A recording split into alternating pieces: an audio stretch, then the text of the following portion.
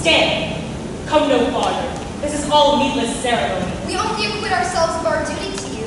But pray, Mother, what makes you in such haste to leave us? Because I can endure to see such management, and nobody takes any care to please me.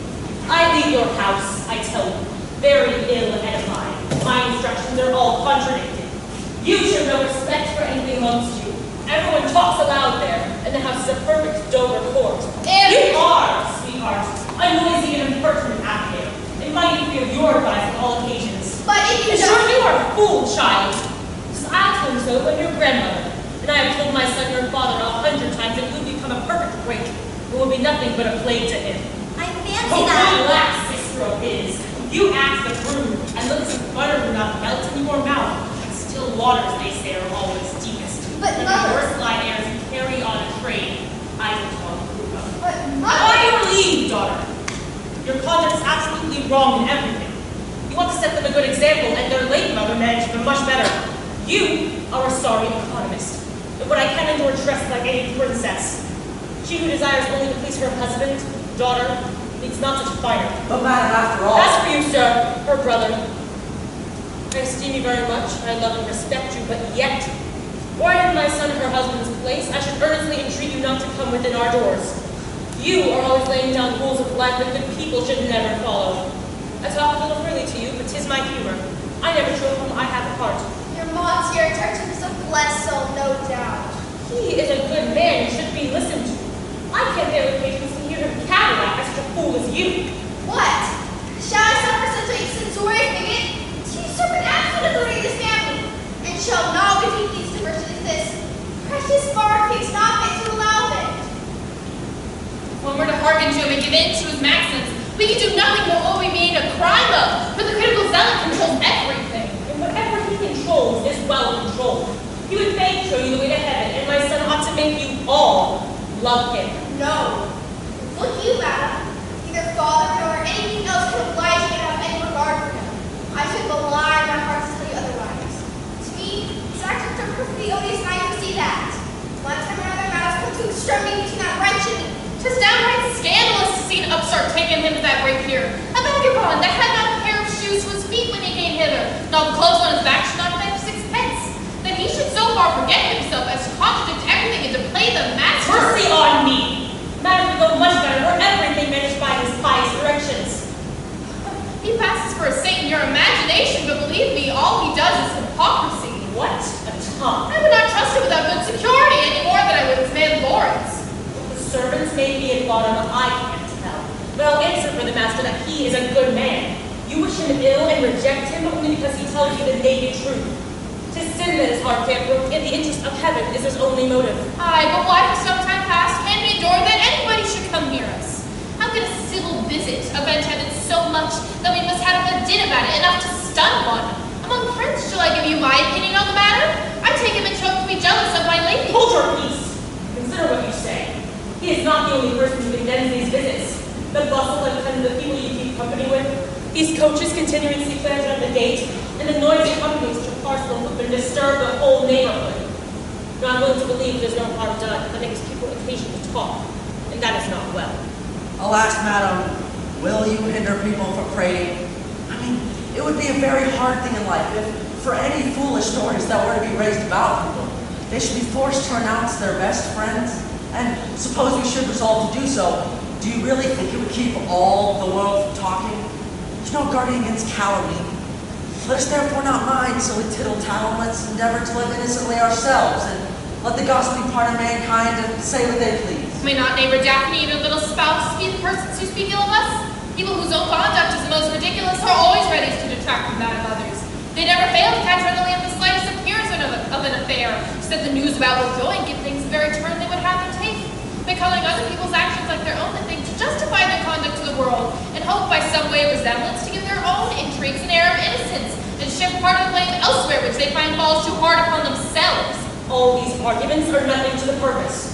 Aurora's is known to lead the exemplary life, her care is all for heaven, and I have heard but say that she has but an indifferent opinion of the company that frequents your house. An admirable pattern indeed, she's a mighty fine lady, and strictly 'tis true, but 'tis age that has brought this ardent zeal upon her. As long as 'twas in her power to make conquest, she did not balk any of her advantages, but when she found the luster of her eyes abate,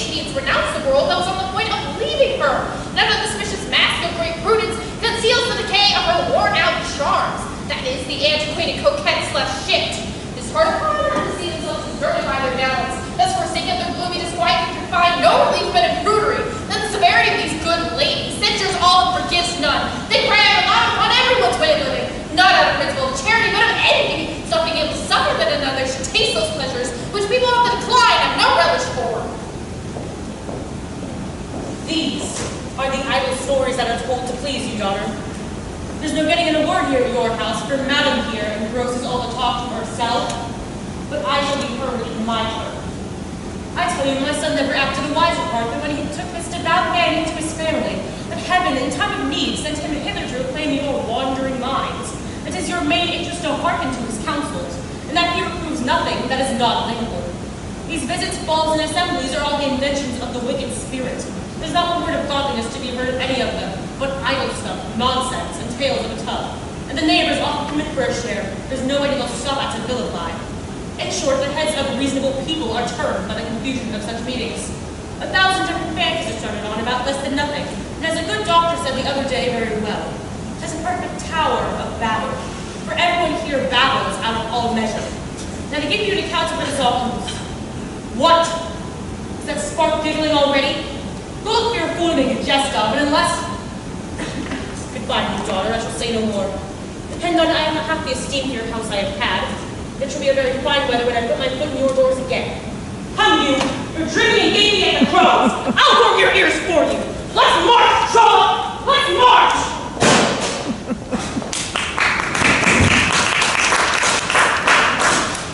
I want to go, for fear she should fall foul on me again. That this good old lady... 'Tis pity truly she did not hear you call her so. She'd give you how she liked you, that she was not old enough to be called so yet. What a heat she has been with us about nothing. And how fond does she seem to be of her tart, too. Oh, truly, all of this is nothing compared to the infatuation of her son.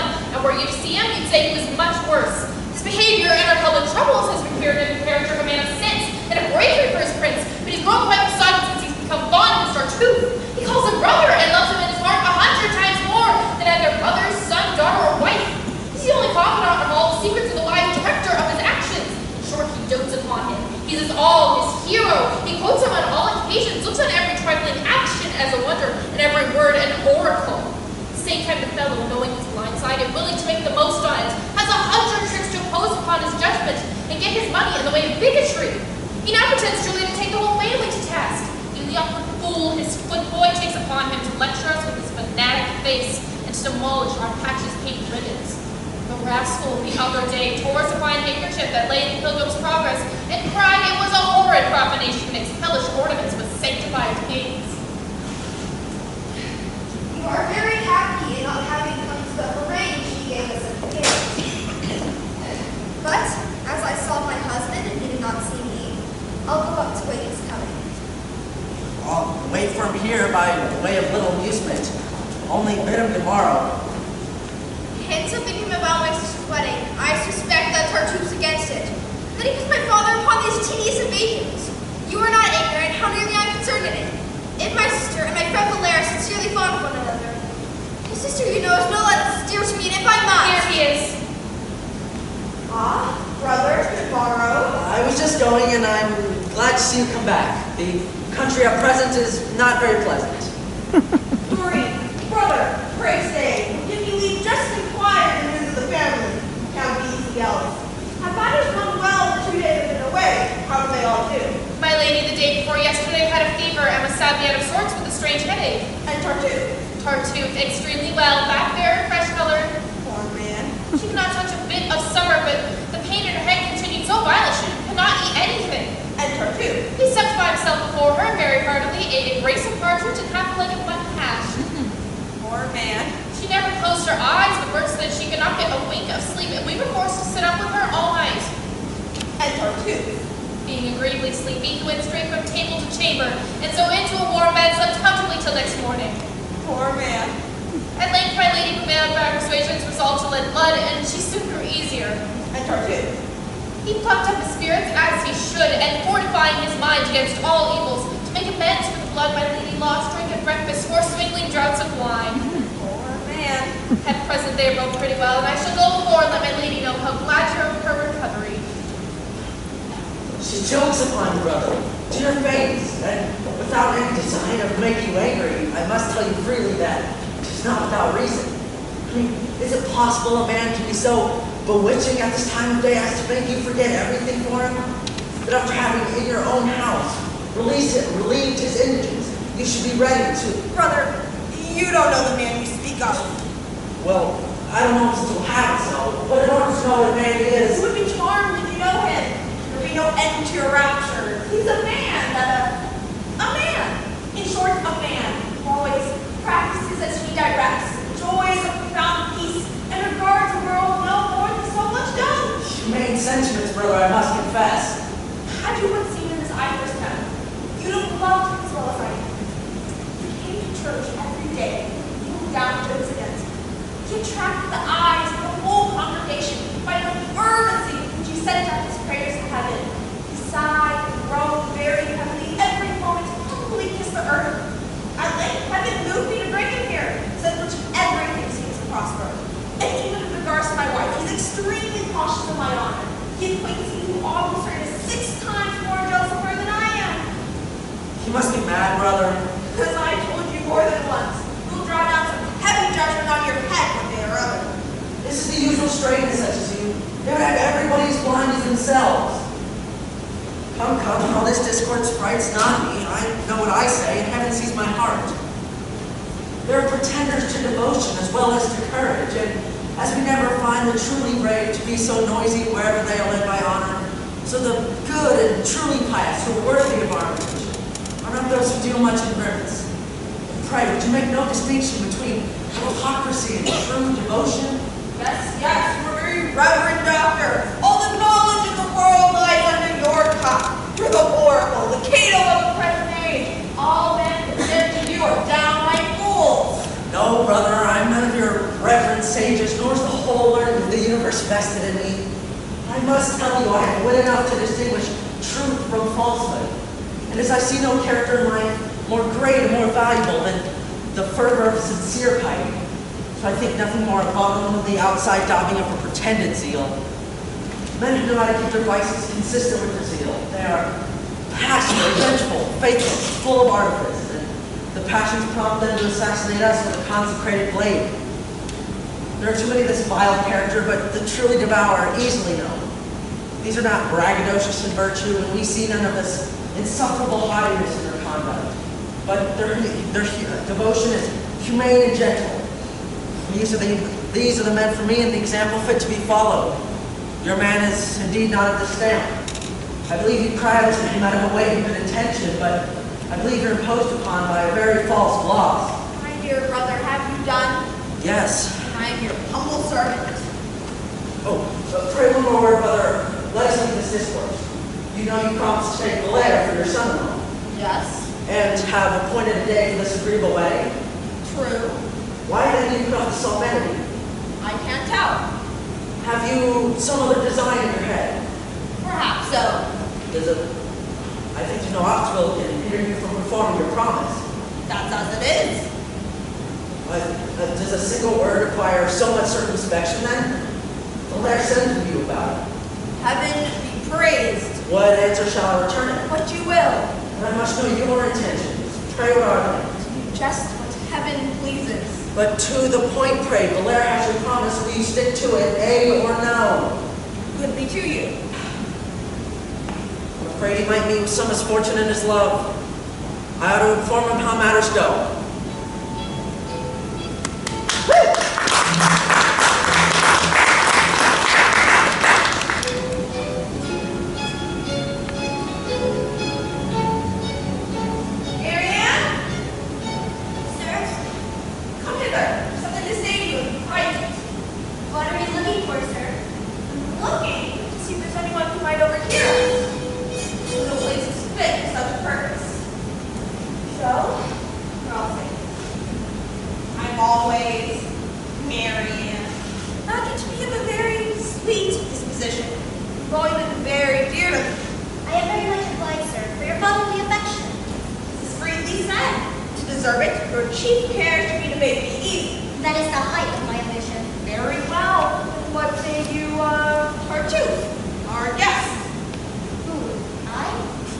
Yes, you. Pray take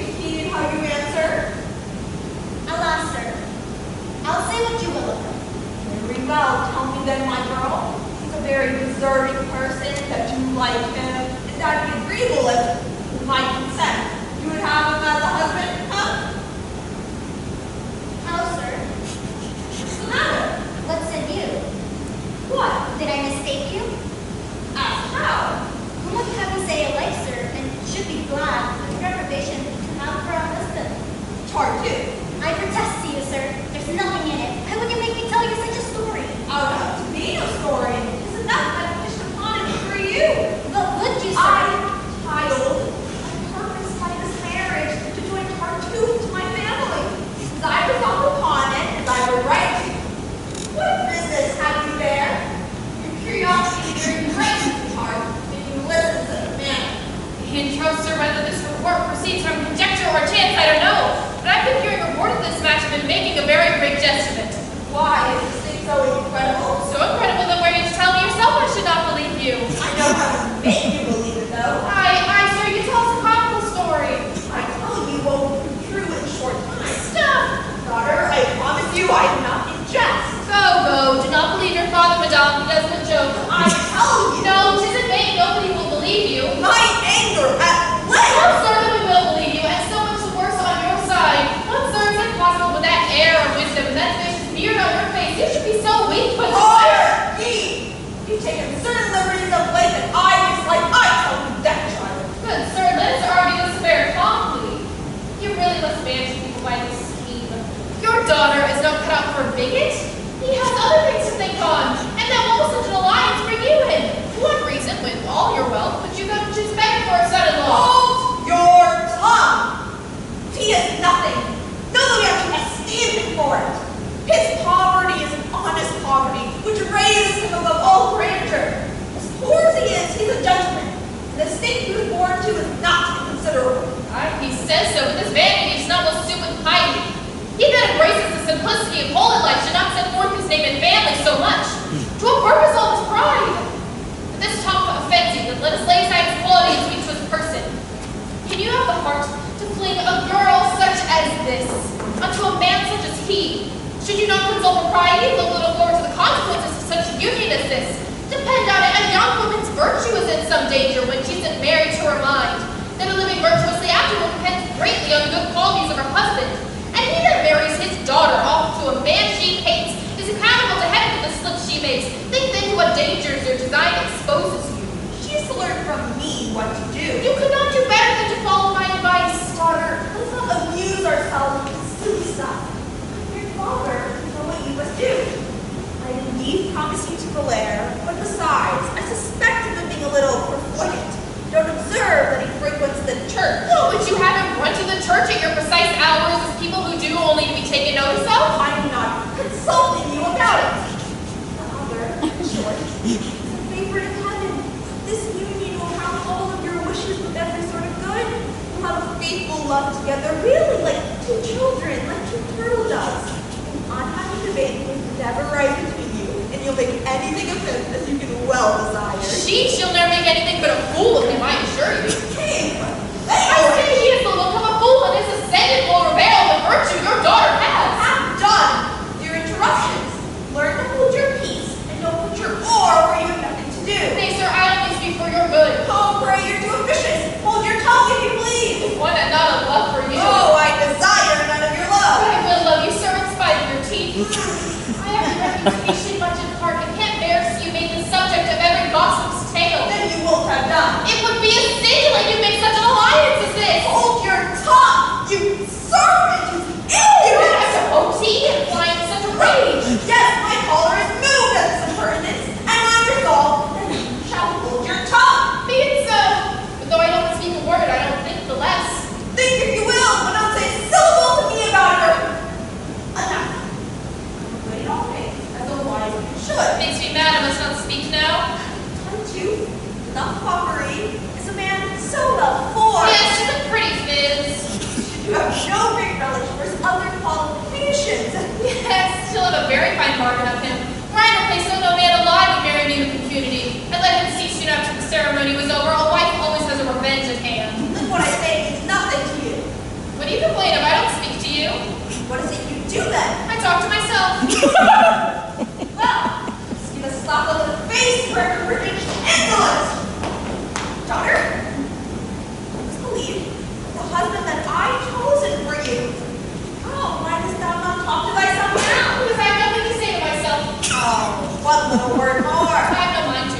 For I watched you. A downright fool and vain. Daughter, you must show entire deference to my choice. I should scorn to take such a husband myself. Oh, you have a pestilence must be with you there, daughter. One that can't stand to live with any longer without sin.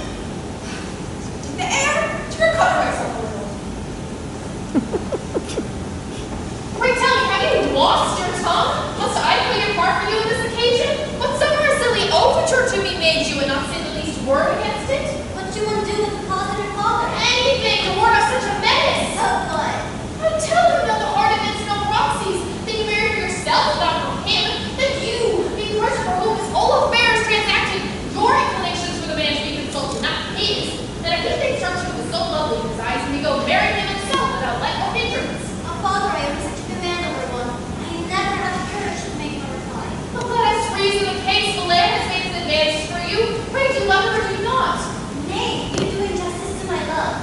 To question my affections, ought you to me to ask me that? Have I not opened my heart to you 100 times on that subject? Are you still a stranger to the one of my passion? How do I know whether your hard words really keep pace with one another? Whether you have any particular regard for this lover or not? Have I greater my affections towards the lair? Isn't it his business to gain me as my father? But what? If your father be a downright humorist who's entirely bewitched with this Tartuffe, pray tell me, is that your lover's fault? But should I, by a flat and concrete refusal, let everybody know that I am violently in love? Would you have me, for his sake, transgress the modesty of my sex and bounds of my duty? Would you have my passion become a perfect downfall? No, I don't let anything I see offend Monsieur Tartuffe. Now I think on it, I should be wrong to persuade you from so considerable an alliance. To what purpose should I oppose your inclinations? All growth has predicted its value for him already. He's well born, handsome in his person. He has red ear and a very florid complexion. You will in short be but too happy with such a husband. Was neither, what a humor you got into. You have no compassion for people's afflictions. No, a daughter should do spit, even if her father would have her marry a monkey. Besides, why do you complain? Yours is a benefit ticket. He'll be coached down to his own borough town and to find bound and cousins and uncles. At a good time you may hope for a ball, and a great concert to wit, 2 pair of bagpipes. If perchance you may see Mary entering the puppet show, but if your husband were to... Let's meet rather than try to help me by your advice. Your humble servant for that. Nay, Doreen, for heaven's sake. No, Tartuffe's your man, and you shall have a taste of Dear it. girl, do. No. In my professions. No. In troth, you shall be Tartuffe. Do you know how much I was confided in you? Be so good. No, it must be matched to punish you. Well, since my misfortunes can't move you, henceforth leave me entirely to my despair. Thou shalt let my heart believe in an infallible remedy for all my sufferings. Here, come back. I'm appeased. I really must take compassion on you for all this.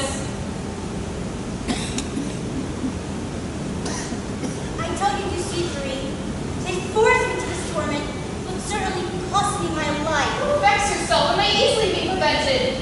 But see, here's your humble servant Valere.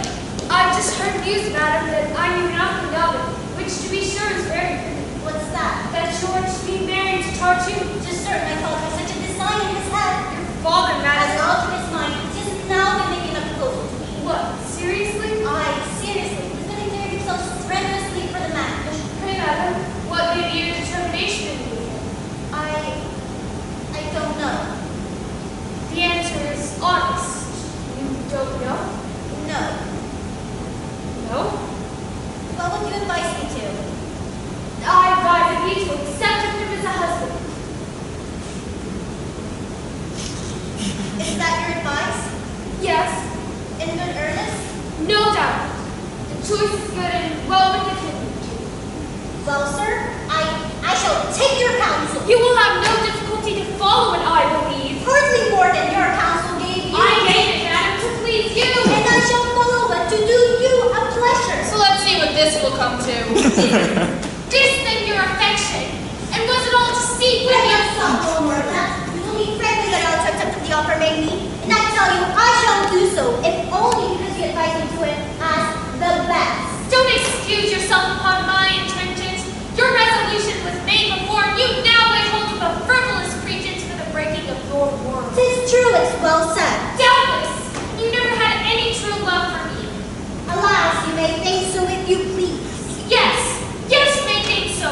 But my offended heart may chance to be beforehand with yours in that affair, and I know where to offer both my addresses and my hand.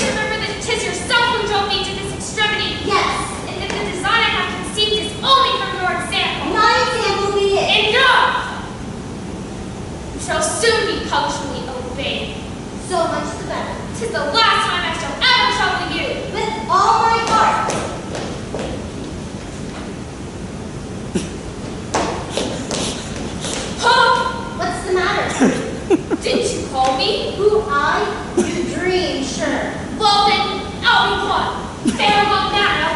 Very well, sir. For my part, by this piece of extravagance, you both lost your senses. I've left you alone while some swallowing to see what end you make it. Hark ye, Monsieur Valaire. Hey, what would you have, Julie? Come hither.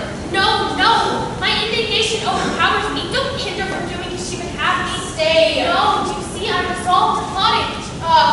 He's uneasy beside me. Much better stay away. And much better leave the place. What to other whither do you run? Let me alone. You must stay. You don't know that I didn't pay you to hold me. I find that my presence is but a plague to her. It's certainly better for your What again? You hate before me. Leave this fooling and come hither, both of you. But what's your sign? What would you do? To set your rights again and bring you out of this scrape. Aren't you mad to wrangle at this rate? Didn't you hear how she spoke to me? Weren't you a simpleton to be in such passion? Did you see the way that he treated me? Folly on both sides. She has nothing more at heart than she may one day be yours. I'm witness to it. He loves none but you and has no other ambition that he may one day be your husband. I answer for it upon my life. Why then did you give me such advice? Why was I consulted upon such a subject? You're a couple of fools. Come on your hands, both of you. Come you. What will my hand do? Come you. Help her to solve it. Come along, come quick. You love each other better than you think of. Don't do things with an ill grace. Give a body civility. And troth lovers are silly creatures. Now, have I no room to complain of you? And without speaking, were you not a wicked creature to gratify yourself in saying such a thing so very shocking to me? Why aren't you the ungratefullest man in the world? Oh, let's adjourn this debate till another time and think how to ward off this plaguey wedding. Say then, what engine shall we set up with? We'll set them every way to work. Your father's in jesting must be nothing but talk. But for your part, your best way would be carry out the appearance of gentle compliance with this extravagance. That's so. You may have it more easily in your power to delay the marriage proposed. In gaining time, you shall remedy everything. The best on it is he can't join you to any but him unless you please to say yes. For the best to carry out this design, I think it best you two should not be seen conferring together. Go you immediately and employ your friends that he may be forced to keep his word with you. Let's go excite your brother's endeavors and bring the mother-in-law into our party. Adieu. Whatever efforts any of us may be prepared, my greatest hope to say the truth is in you. I can't promise my inclinations to father to be none but Valaire. Oh, how you transport me into our journey! Oh, these lovers never weary. Away, I tell you. Once more, black is yours. Draw you off this way and you to other.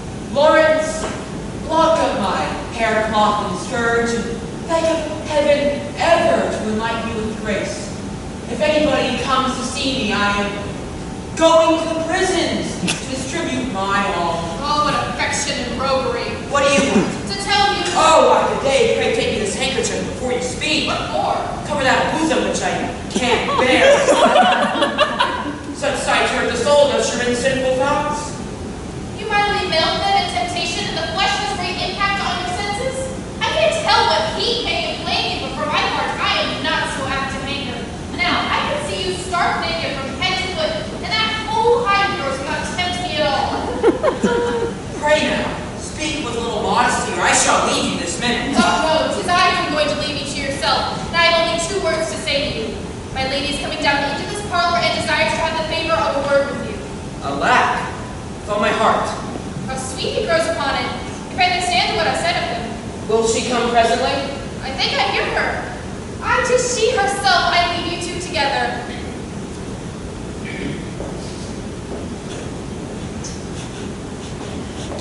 May heaven ever bestow upon you health, both of body and of mind, and bless your days equal to the wish of the humblest of its devotees. I am much obliged to you for this pious wish, but let us take a seat to be more at ease. I trust that you are now well. Very well, my neighbor soon left me. My prayers are not sufficient worth to have drawn down this favor, but I made no vows to heaven that did not concern your recovery. Your zeal for me is too solicitous. Your dear health is priceless, madam, and to preserve it I could have sacrificed my own. That is carrying Christian charity a great way, and I am highly indebted to you for all this news. I do much less for you than you deserve. I had a desire to speak with you upon a certain matter in private, and am glad that nobody observes us here. I'm also overjoyed at it. And be sure, madam, this is no ordinary satisfaction finding myself here, alone with you. 'Tis an opportunity I have petitioned heaven for in vain. What I want to talk with you upon is a small matter, in which your whole heart must be open and kind enough to me. And for this favor, I certainly will bear my heart to it without the least reserve. And I must tell you that the stir I made about your visits paid here was not out of hatred towards you, but rather out of a passionate zeal and out of a pure My motive. heart, I take it very well, and believe it is my good that gives you this concern. Yes, madam, without doubt. In such is the fervor of Oh! You squeeze me too hard. It is out of excessive zeal. I never intended to hurt you. I'd much What is rather. your hand in there? I'm only filling your clothes, madam. Just with my permission. Well, pray you go for a here it's English. Bless me, how wonderful is the workmanship of this lace. They work for a miracle nowadays. I've never seen better done. 'Tis true. But let us speak to our affair a little. They say my husband has the mind to set aside his promise and give you his daughter. Is that true? Pray tell me. He did hint something towards it, but madam, that is not the happiness I sigh of. I behold elsewhere the wonderful attractions of the bliss that engages my every wish. That is, you love no earthly things. My breast does not enclose a heart of stone. I am apt to think that your sides tend all to heaven and that nothing here below can attain your desires. Well, the love which engages us to eternal beauties does not extinguish in us the love of temporal ones. Our senses may easily be charmed with the perfect works heaven has formed. Its charms shine forth in such as you, oh perfect creature, the author of nature. At first I was under apprehensions lest this secret flame might be a dexterous surprise of the foul fiend, and my heart even resolved to avoid your eyes, but I've realized my passion cannot be blamable, so I abandoned my heart to it. I confess it is presumptuous of me to make you the offer of this heart, but I rely wholly on your goodness. And you center my hope, my happiness, my quiet. On you depend my torment or my bliss, and I'm on the point of being, by your sole decision, happy if you will, or miserable if you please. The declaration is extremely gallant, but to tell the truth, it is a good deal surprising. Methinks you ought to have fortified your mind better and reasoned a little upon a design of this nature. A devotee as you are. Being a devotee does not make me the less a man. And when one comes to view your celestial charms, the heart surrenders and reasons no more. I know that such language from me seems somewhat strange, but madam, after all, I am not an angel. And should you condemn the declaration I make, you must lay the blame upon your charms. From the moment I first set eyes upon you, you became the sovereign of my soul. It surmounted everything, fastings, prayers, tears, and altered my vows and the size of your charms. My eyes, my sighs have told it to you 1,000 times. Now, if your goodness will give me consolation, I shall ever devote myself to you. Your honor with me runs no risk. It needn't fear any disgrace. Men of our sort burn with a discreet flame, and your secret is always sure to remain. The care we take of our own reputation is an undeniable security to our beloved. And 'tis when they accept our hearts that they enjoy love without scandal and pleasure without fear. I hear what you say, and your record explains itself to me in terms sufficiently strong. Don't you now apprehend that I may take a fancy to acquaint my husband with this gallantry of yours? And that an early account of an amour of this sort might pretty much alter his present affections towards you? I know that you are too good, and that if you would rather pardon me of that passion that offends you, will consider that man is not blind and made of flesh and blood. Some might take it perhaps in another manner. But I shall show my discretion and not tell my husband of it. But in return, I will have one thing to do. That is to honestly and sincerely forward the match between Valerie and Mary Ann, and that you yourself renounce the unjust power whereby you hope to be enriched with what belongs to another. And, no, madam, this ought to be made public. I was in this place and overheard it all. And heaven seems to have sent me here to surround the pride of betraying that wronged me, telling me a way to take vengeance of his hypocrisy and insolence, and to undeceive my father, show him in a clear light the soul of villain that talks to him love, no peace. 'Tis enough that he reforms and endeavors to deserve the favor I do him. Since I have given him my word, do not make me break my promise. It's not my humor to make noise. A wife who make herself merry for such follies and never trouble her husband's ears with them. You have your reasons, and I have mine to where I can otherwise. To spare him would be ridiculous. The insolent pride of bigotry has created to me disorders among us already. His but to long lure my father and oppose my love, as well as Valerie. To me, no. By your leave, I must take my own counsel. My heart overflows with joy and pleasure in avenging myself. Without going any further, I'll put an end to this affair. This is just what would be satisfactory. We are going to entertain you, sir, with an adventure which will very much surprise you. You are well rewarded by the kinsman and repaid of your affections. His great zeal for you is just come to life. It needs nothing less than the dishonor of your bed. And I caught him here making an injurious declaration of a criminal love to your wife. Because she is good-natured and by all means would have kept the secret. But I can't encourage such impudence. Yes. I am of opinion that one ought never bring in upon a husband's breast such a idle stuff. But our honor can by no means depend upon it. It is enough that we know how to defend ourselves. These are my thoughts of the matter, and you would have said nothing to me if I had had any credit. Heavens, what have I heard? Is this credible? Yes! Yes. I'm wicked, guilty, wretched sinner! The greatest villain that ever breathed. My life is one continued series of crimes, and I see the heaven for my punishment decides to mortify me on this occasion. Believe what they tell you. Like a criminal, drive me out of your house. I cannot have no greater shame, but I still deserved it. Traitor! Darest thou by this falsehood attempt to tarnish the purity of his virtue? What? Shall the feigned meekness of hypocrite soul give you that lie? Thou first plague, hold thy tongue! I'll let him speak. You do him wrong. You had much better believe what he tells you. Why so favorable to me? To know after all what I am capable of? Can you, my brother, depend on my outside? No, you are deceived. I'm no better nor worse than these good people say I am. Yes, my dear child, say on, call me treacherous, infamous, reprobate, thief, murderers, only with names still more detestable. I have deserved them all, and am willing on my knees to suffer the sins of my life. This is too much, brother. Does not thy heart relent, traitor? What? His words? Your tongue, rascal! Heaven's sake, brother, rise! Infamous wretch! What? His words, Freddie? Hold your tongue! Say one more word, and I'll break thy bones. For heaven's sake, brother, don't be angry. I would much rather suffer than he should get the slightest hurt because of me. Ungrateful monster! Let him alone if I must on my knees ask for forgiveness for him. Alas, you're a gesture.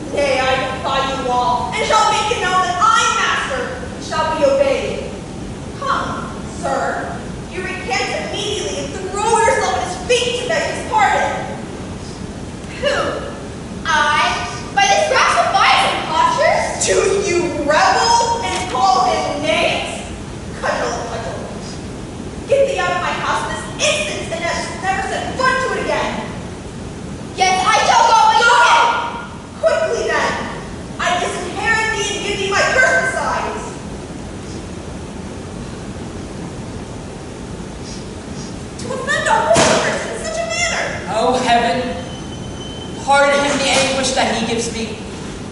Do you know what a grief is? They should try to slander me with my dear brother. Lack-a-day. This very ingratitude wounds me to the very quick. Lord, what horror, my heart's so full I can't speak. I think I shan't outlive it. Compose yourself, brother, and don't be bothered.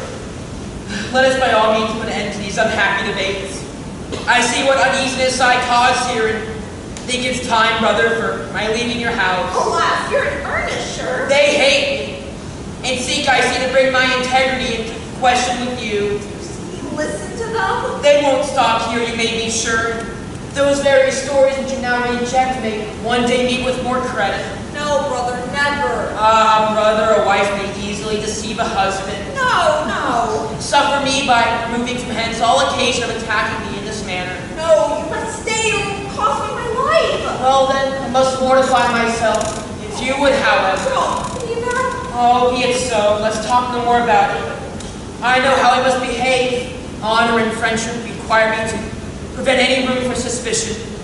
I'll shun your wife, and you shall never see me again. No, you shall frequently be with her. To vex the world is my greatest joy. And there's more to it. To better degrade them. I'll have no other heir but you, and I'll give you the deed of gift of my whole estate. Can't refuse what I propose. Heavens will be done in all things. Oh, poor man. Let's get the writings drawn up and let envy burst itself in spite.